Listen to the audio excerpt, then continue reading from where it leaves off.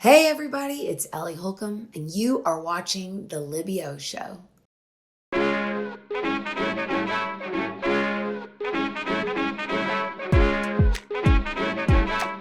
How did she do it? Do it. Do it. Do it. Libby. Libby. Libby. 3, 2, Libby. 1. It's the Libby Show. Welcome, everybody, to a brand new episode of The Libby Show. Today, we have a very special guest who just released her third studio album, Ellie Holcomb. Welcome to The Libby Show. How are you this morning? I'm so good, and I'm glad to be with you. This You is so too. fun. Yes, and we're in the same state, in the same city. Often I do these when people are elsewhere, so it's kind of nice to feel like we're just chatting in person. So love Right having you around on the the show. corner. Your new album, Canyon, is out now. And I gotta say, I loved the first few singles that came out, but when the full album hit, I'm just like, oh my gosh, this just keeps getting better and better. And you talk so much about how this album is honoring God's presence in our lives and how he can just wipe away any pain that we have on this earth and what we've been going through, all of us, this past year and a half. So I want to hear first, what has been the most healing part about creating Canyon this past year for you? Great question. I would say, so I wrote a whole other record before Canyon. I have been on like a sort of personal counseling healing journey, and a beautiful one. That is not my personality. Are you an Enneagram person, Libby? I'm a 1. You're one. So, Love it. Yes. I have a ton of 1s in my life. I love my 1s. But I'm a 7 on the Enneagram, which means I hate pain.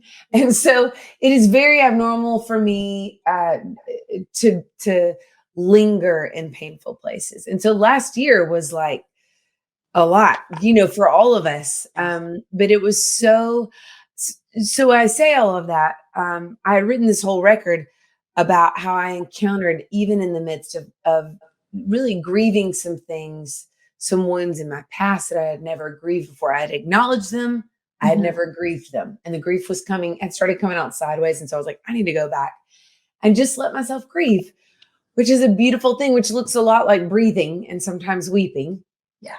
In places of pain. And so when I was doing that, I encountered the nearness and the presence and the empathy of God in those places. And so I had written this whole record about that. And then, 2020 hit, and you're in Nashville. So you'll know March 3rd is the day that the EF4 tornado tore through our city. Yes. Went right behind our house, woke up to the house shaking, scariest night of my life. And then a week later, safer at home, COVID crazy hit, followed by political tension. It was like, I was talking to a friend the other day about this, who I was working with freelance during the time, and his apartment got ruined during the tornado. And then after that, we had to stop the project we were working on, and just talking about how it's so surreal that was a year ago. Like, it feels like a blur. I know it does. It really does. And it was, that whole beautiful thing that happens in the wake of a storm. So many people coming together, so many strangers loving on strangers, and it feels like hope in the wake of something really hard. And then it felt like our hope got quarantined. So it was like, oh no. So I think the really healing part of writing Canyon was this recognition that the nearness and the tenderness and the kindness and the empathy of God. I literally realized that God isn't just present for me in my deepest places of pain, what I saw him doing was he's saying, I'm the same. And this kind of love, this kind of tenderness, presence, empathy, it's global. And so I think the most healing thing for me was seeing this thread of God's presence and this thread of redemption and healing, even in the midst of a time of a lot of division and pain and sorrow and loss. And so it was like the gospel went from a raindrop, and I'm like, oh, it's so beautiful. I need this so much. And God's like, no, it's the ocean. And so I think I gained this like sense of bravery and really from a place of being comforted by the love of God, to know that there's hope even in the midst of broken places. And so I think I'd always known that in a community, like close-knit community level, which I feel like I wrote about in my record, Red Sea Road. Like that was a very much seeing God draw near my little community of people and myself. I wrote one that may not ever be released, that I shoved after I went to the Grand Canyon. I literally shoved a pile of 35 songs off my desk. And I was like, no, this isn't just for me. This is for everybody. And so there is something so healing and hopeful about that experience of realizing this isn't just for me. This is for everyone. For sure. And I completely agree with that. I mean, listening through it, I can think of times in my life where I felt that way, especially the past year and a half, and having those different emotions of I don't like watching the things happen in the world that I couldn't control. Like we think about like our own lives of things we can't control, but then when you really feel the pain of other people that you don't even know, it's a really strange.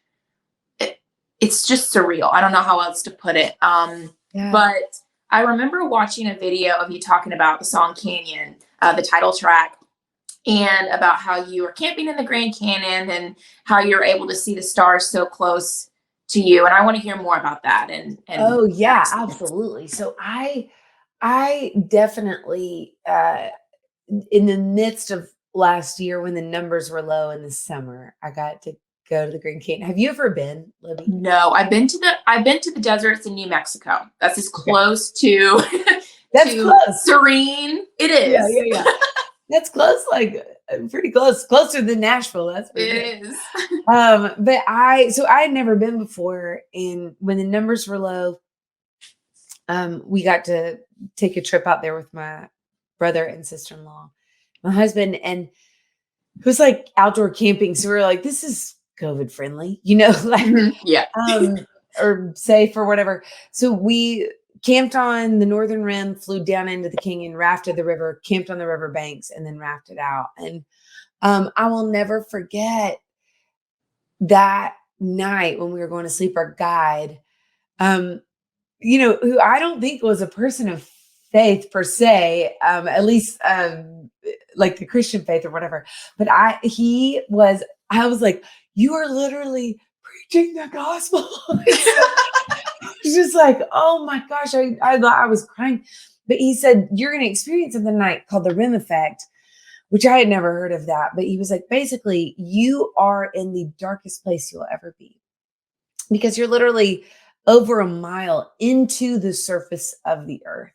And you've therefore never been as far away from the stars as you've ever been. And when the moon sets tonight behind the rim, it will be the darkest place you've ever been because there's no ambient light down here.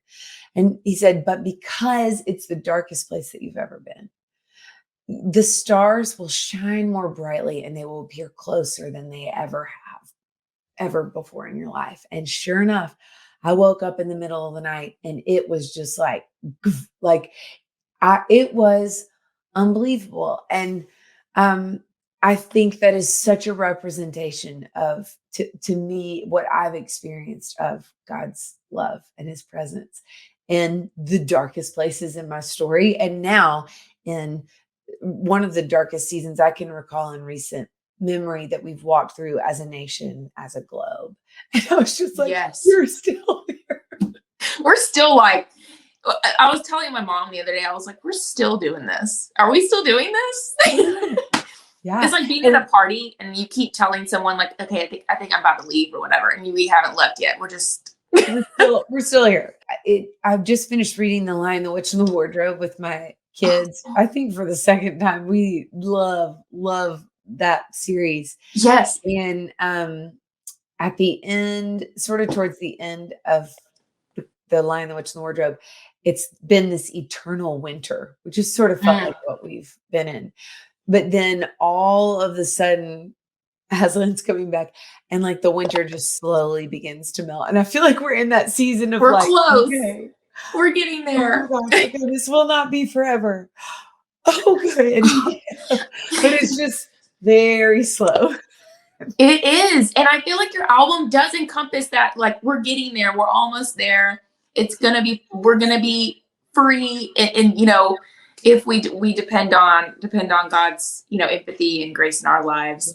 I love the song Paradox and the message of that one. I was listening to the lyrics and I want to know, is this song mostly about us focusing on the valley, but then being in the valley, kind of turning around and realizing, oh, our focus is supposed to be up? Is that? Yeah, that's a great. Yeah, you kind of just nailed it. I'm like, Libby, yes, that's in like 8 words. That's exactly what it is. I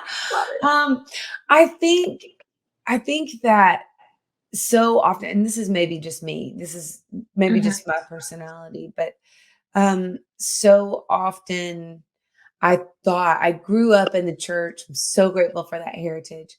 I thought that loving God, like that the gospel was just about really just loving God and loving other people enough and doing good enough. And like, that's all good and well, but that's just not the gospel at all. No. And I think I heard Louis Giglio say this, but I'm so grateful that there's been this understanding that's been over years of walking with Jesus in my life, that the gospel isn't about him coming to make bad people good people. It's about him making dead people alive people. And what's crazy to me is I've seen that evidenced in my life, but the very things and places in my story, like we were talking about at the beginning, that I just thought would absolutely kill me. If I visited there, like the hard things in our lives that I just thought, if I go and grieve these wounds from when I was younger, from when in my young years of learning to walk with God, I don't know that I'm going to be able to survive that. But what I didn't know is that I was actually missing the power of the presence and the healing and the love of God in my story in a way that I didn't know, because I wouldn't go down to the pit. And what I didn't realize is that he's present. He's present right there with us in the pit. And he shows us evidence that he's right there with us. Yes. The stars that are shining above. And so I there is just this like backwards and upside down nature of the gospel and of the kingdom of heaven that we think we're supposed to achieve. And he's like, no, that's really not it. I'm actually here at the pit in your worst. When you are at your worst, I'm there too. And if you can get that and understand that, it sort of shifts everything else. It really does. I'm just like, oh my goodness. I don't think he wants us to hurt. I don't think God wants us to break. I don't think that's the heart of it. I just think he wants us to know he's right there with us, and that we can be held and beloved even in our most broken, falling apart places. Yeah. And for whatever reason in the church, I don't feel like we're encouraged to spend a lot of time there. It's kind of like we know it's there, but we don't really want to like go there. That and I remember reading about how you were talking about how like you don't like, you know, facing pain or whatever. And I kept thinking about how like for me, disappointment is something that I really especially as a one, like to avoid. I will make to-do lists, prepare to not be disappointed. And somehow I realized, okay, I'm on earth. Like there are going to be failures. There's going to be disappointing things that happen. And so, yeah. Yeah. It is and it's, I mean, and that's just it. The beautiful thing to me about God, I mean, even in light of the disappointment that we face, that, I mean, this is like in the song Canyon, I guess, but in light of all the dreams that don't come true, the things that we like, I don't know, the ways we thought stories would turn out in our lives. And I just think what's beautiful is that even when that stuff happens, when we don't get the job, when the thing we've been praying for isn't answered in the way that we wanted it to be, what does remain and what has never disappointed for me is the love of God. Like, and so there is this like steady current presence, love, mercy, peace that we kind of are able to have access to really at any point. But it's hard to acknowledge when we're in those pits, or it has been for me. It has, same. You're talking to literally where it's reflection here. It's it is.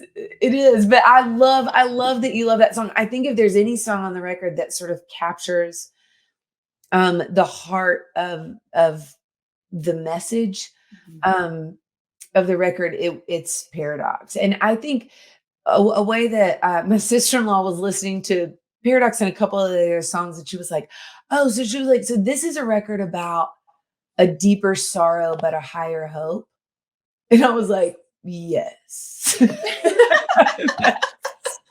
Please just like put that in like the footnotes there. The tagline, like deeper sorrow, higher hope. And I think we all experience this, like a deeper sorrow than we had known, than any of us have known last year. And so I think as deep as our sorrow goes, his love and presence runs deeper. And the deeper you are in that pit, the higher we get to see him love coming all the way down to the pit of that. And so there is this powerful story that we get to tell of love coming all that way to the depths. And I'm so grateful. And if you look at a canyon, this is so crazy, but there was this article this summer in some like National Geographic magazine. And it was just talking about how a canyon, if you look at a canyon, it literally is an upside down mountain. And so my mind has been blown, and I've been alive for however many years. Right. I've never thought about it that way. It's like, so actually the places that we avoid and like are the most, or for me, it's fear, that I fear going the most, of being broken the most. That is the place where love meets us. And that becomes our most powerful story of how God heals, which really becomes the mountain. I mean, that's like, this is, when I tell the stories of God in my life, it is not how I have crushed it and gotten it just like, I am like doing good things for God. It's like, no, it's the stories that I have to tell of God are when I am at my worst. Like I am like, oh, I have made mistakes. I have been wounded by other people's mistakes. But God meets me there. He does. Which leads me into my next question. I don't want to miss it. I feel like talks about those simple moments that you miss when you're focused on, what's ahead and not being present. Is there something in your life, maybe something simple that's happened over the past week with your kids or with your family that's so special to you that maybe you've noticed, something that you've noticed about one of your kids or all of them and their personalities with having to slow down? Yeah. Gosh, I'm like, this last week, it's been so beautiful. We're at a fast pace right now. As it turns out, releasing a record is like, you're like Boom, boom, and boom, boom, boom. go. Yep. And so, but it's been such a beautiful year of because I made this record in the midst of COVID, Yeah. distance, masked until I was on the mic, and then my producer Jason would be like on the other side of the room with a mask on, being like, record, lead away.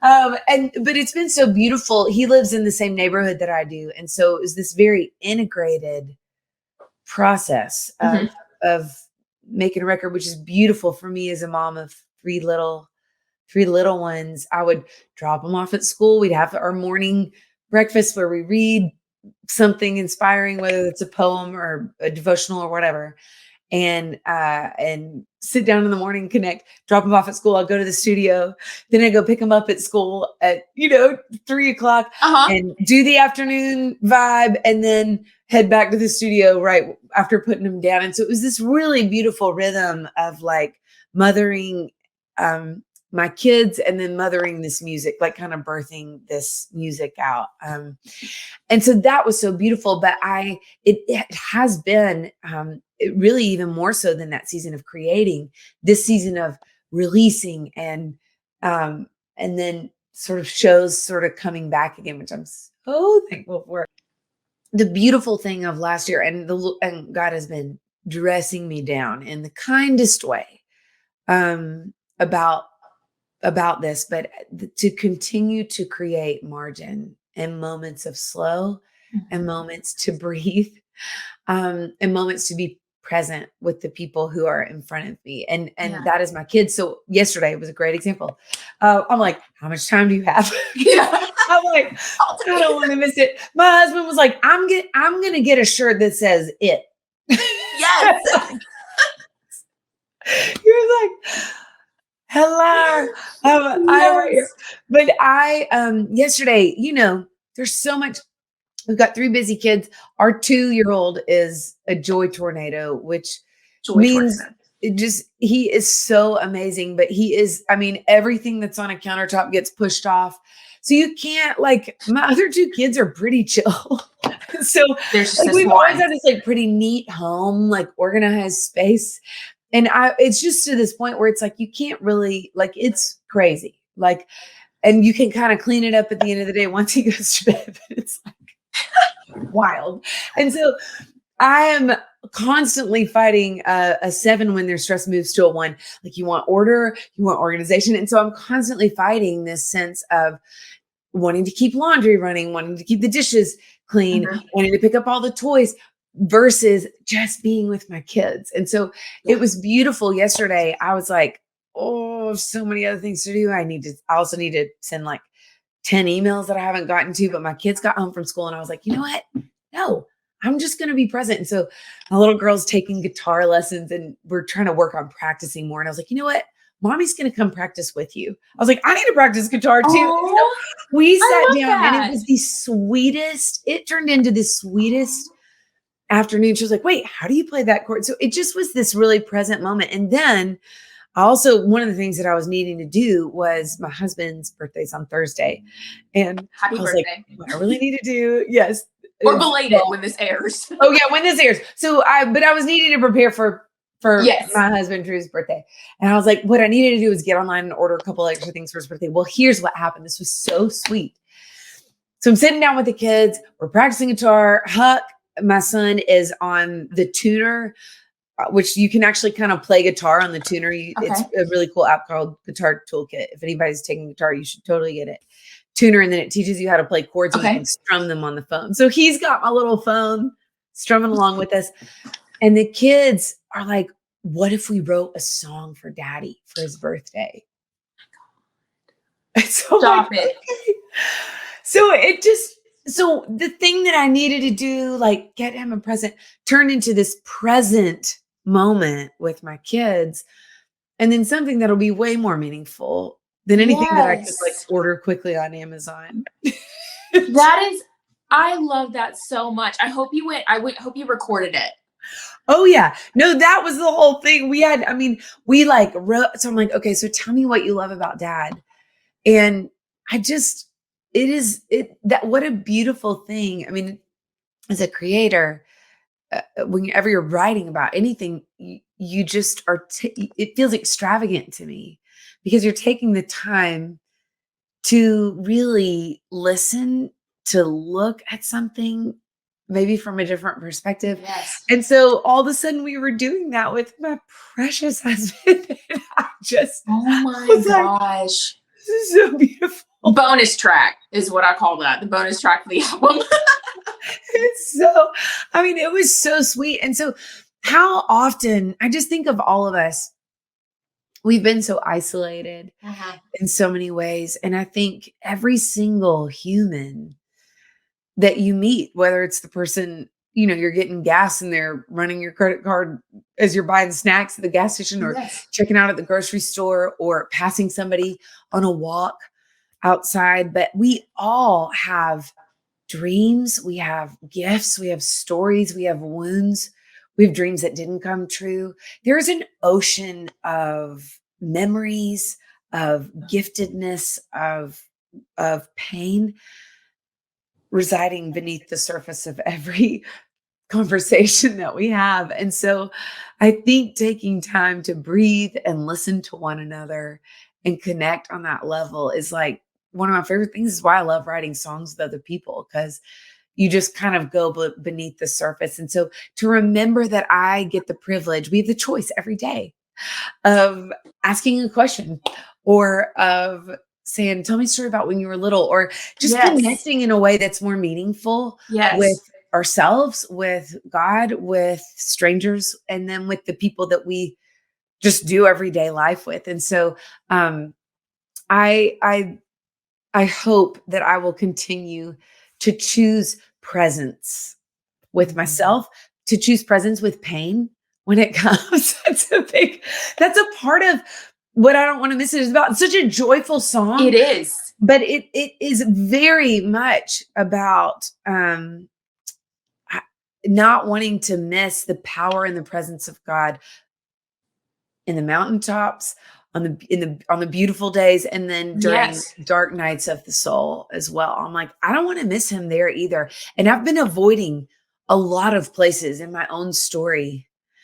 And actually I've been missing out on the power of love to meet me in those dark places. And I'm like, I don't want to miss it anymore. I'm here for all of it, for the both and of what it means to be human. And it is both beautiful and heartbreaking At the same time. So there are a lot of great collaborations on your album. And I heard you just mentioned you love writing songs with friends. And Natalie Himby's on the album on Paradox. We've got Bear Reinhardt from Need to Breathe. Yeah. We've got your husband, Drew Holcomb. We've got tons of other collaborations, writers, David Leonard. Talk about just collaborating with these creatives on this project and what it's meant to have this community in your writing career, music career. Yeah, absolutely. I think songwriting it's like the best way to make a friend or to deepen a friendship. It's wild. The first song that I wrote for this record that's on the record is Constellations, which I wrote with David Leonard and John Guerra. If you don't know either of their music, they are both So good. incredible artists. John Guerra's song Citizens and Kingdom of God, I wore those out last year. Yes. Walked me through 2020. So it has just been, but I had never met those guys. We got together and we're talking about these kind of seasons. That song Constellation is so special. We were talking about seasons of just dark nights of the soul that we had walked through with people that we love. And they were all sort of different circumstances, but you feel the same way. And when we wrote that song, actually the recording is actually the demo it was the first time I had ever sung it. Okay. Awesome. I didn't really know I could sing like that. And then it just all came out. And then we just put that vocal on the record, which is kind of crazy.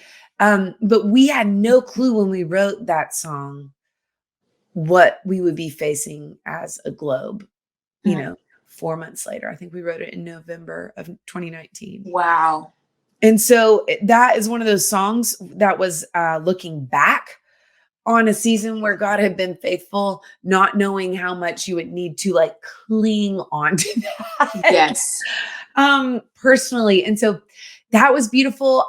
Natalie Emby and I have met. She's sung at our music festival that we throw called Moon River before.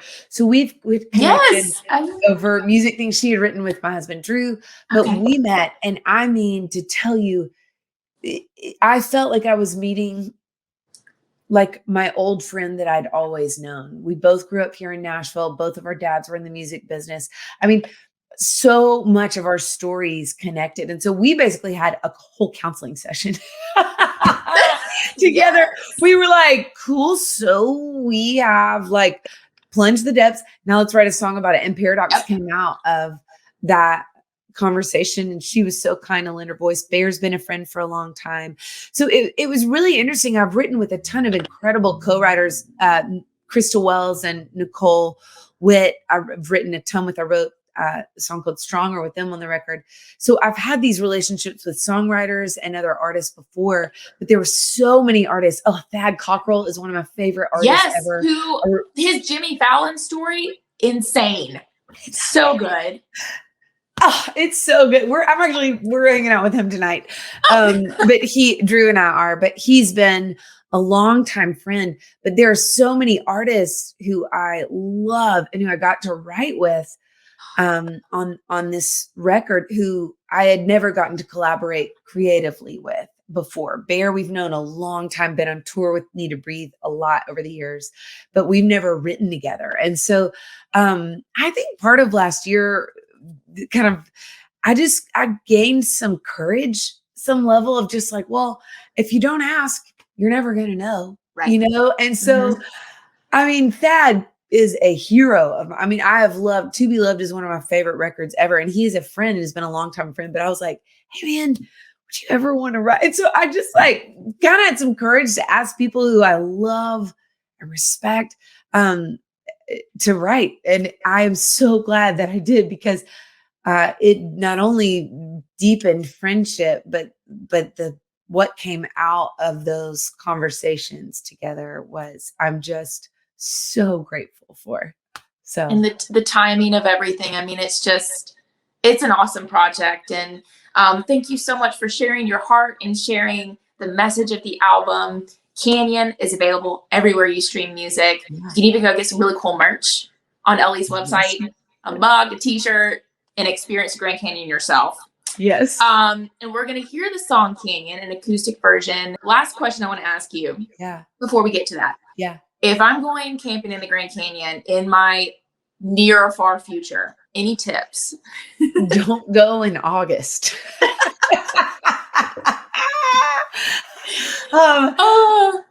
It was so hot. And that's actually why we found out that's why we got to go on the trip. COVID, I think some people had to cancel plans and stuff. Yes. So this company called Arizona River Runners I highly recommend they do the rafting Okay. guided trips, which was so amazing to have a guide and explain everything to you. But August apparently is not the time to go. Like even the guys were like, yeah, we don't know why we do trips at this time. Why? Because it's like 110 degrees. But here's the deal, Libby. And I feel like we've been in a hot time in our nation, in our world, real. cancel culture. I mean, there's a lot of heat right now. So much. And what is so beautiful and what they told us, I like learned so many life lessons from this, like, probably 20-year-old river guide. He's in his 30s, but he was just saying, he was like, a man next to in a hot canyon next to a cold river, if he's hot, he's just not a very smart man, because all you have, that river, the Colorado River, is 50 degrees. And so even in the midst of all of that heat, there is this like cold, refreshing current of moving water that brings relief. And I I am so grateful for that. So if you go in August, jump in the water. Several times. Take cold showers. It's a cold shower. Take cold showers, yeah. And then plenty of water because it's dry out there. But totally go and do it. It will be amazing. Bucket list for sure. Yeah. Well, thank you so much, Ellie, for coming on the Libby Show. I so appreciate your time. And again, go check out Canyon, the brand new record, everywhere you stream music. And now you're going to perform an acoustic version of the title track.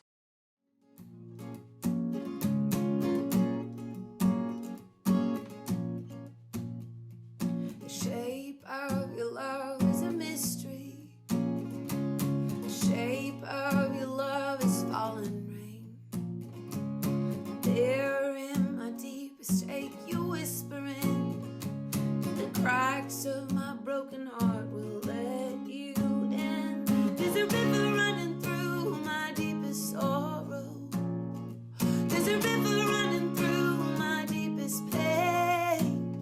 There's a river running through every dream that never came true. Made me a canyon.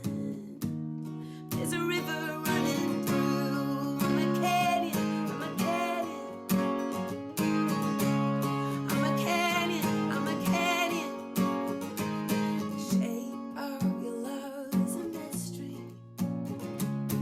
Walks through prison doors and hands out all the keys. You move through the dark, you're a holy wind. But the cracks of my broken heart will let you in. There's a river running through my deepest sorrow. There's a river running through my deepest pain. There's a river running through every dream that never came true. Made me a canyon. There's a river running through. I'm a canyon. I'm a canyon. There's a river running through. I'm a canyon. I'm a canyon. There's a river running through. There's a river running through. I'm a canyon. I'm a canyon. I walked into the desert and I found you. You set a table for me in the presence of my enemies, to share with my enemies. No longer my enemies. No longer my enemies.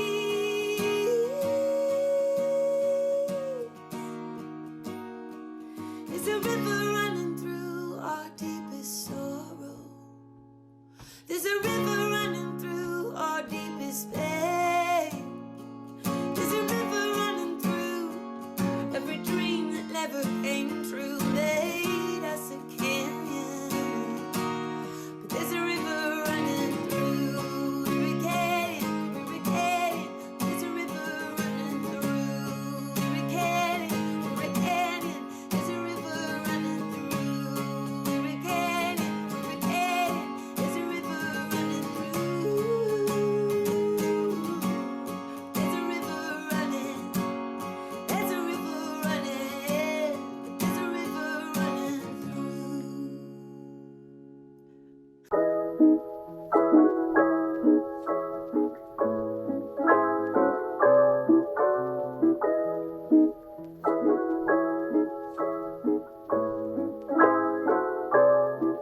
It's the Libby Show.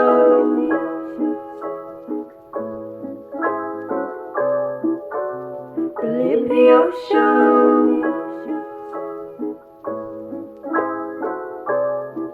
It's the Libby Show. It's the Libby Show.